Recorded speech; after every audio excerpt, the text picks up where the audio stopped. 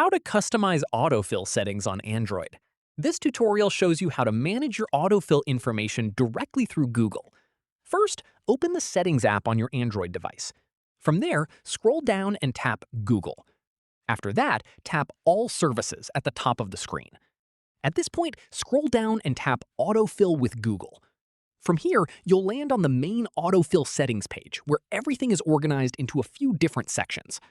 Following this, tap Personal Info to add or update details like your name, phone number, email address, and home or work address that Google will use to fill in forms automatically. After that, tap Payment Methods to manage your saved cards and billing information. From here, tap Passwords to view and manage all your saved passwords that Google autofills across apps and websites. At this point, tap Preferences if you want to control how autofill behaves, like choosing which apps it's allowed to fill in or turning off suggestions for specific types of information. Finally, if you want to turn off autofill with Google entirely, go back to the main Autofill with Google page and toggle it off from there.